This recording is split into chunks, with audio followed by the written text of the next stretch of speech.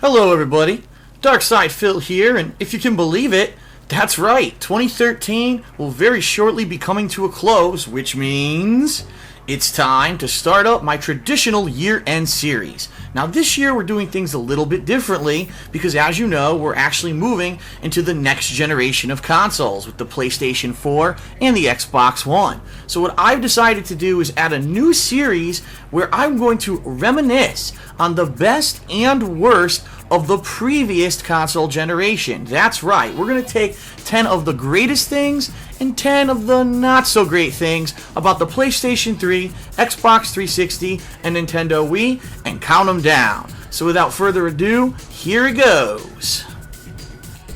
It's the best and worst of last gen, reminiscing about the last generation of consoles as we move into the new one. Before we get started, just to clarify, these are in no particular order, and this isn't necessarily a countdown of how great something was or how bad something was. These are just 10 general observations of some things that were good and some things that I didn't particularly like about the previous console generation. So without further ado, here we go. Best, the improved graphical capabilities of the Xbox 360 and PlayStation 3. One of the greatest things about the last generation of consoles was the graphical leap to HD. With prices on televisions dropping dramatically, it only made sense that gaming consoles would improve with the jump in technology. Therefore, both the Xbox 360 and PlayStation 3 supported up to 1080p full HD resolution on games. Now, admittedly, at the beginning of the console generation, not many games really took advantage of this technology. In fact, many games to even the end of the run of these consoles only rendered in 720p. But wow, for the ones that did, the photorealism. Take a look at some of the games that we saw in the past generation, like Beyond Two Souls. With the facial recognition and scanning technology, it feels like you're actually watching a movie and that these are real people, not rendered characters. What about Grand Theft Auto 5 with an open world sandbox atmosphere that is so incredibly detailed when you actually walk down and look at the streets? It's crazy the amount of awesome graphical capability that were packed into that console generation by the end of its time.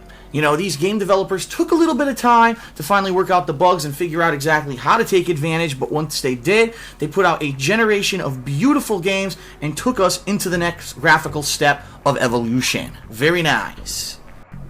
In addition to that, the birth of HD on consoles allowed certain game publishers and developers to completely visually reimagine classic titles. There were many different HD remakes that came out for this generation of consoles, allowing the current gen of gamers to experience a game that maybe they missed out. Maybe it was a gem that they didn't play on a previous console, or maybe they just weren't gamers back then. I personally myself was able to experience so many games re-rendered in HD, looking modern, looking amazing, and I have to say it was one of the best things about the last gen, experiencing games that I missed out with current gen graphics.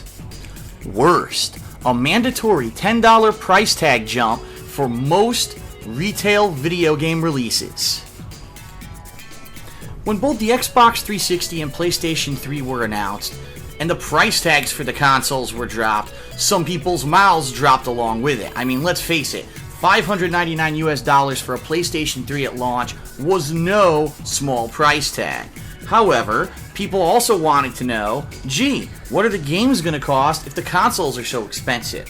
And eventually it was leaked that it would be a $59.99 US denomination cost per retail video game. Now, this was actually a full $10 increase. Think about that. That is a 20% increase in price from the previous console generation. And some gamers were like, well, why? What is going to warrant this $10 increase? And a lot of them were up in arms.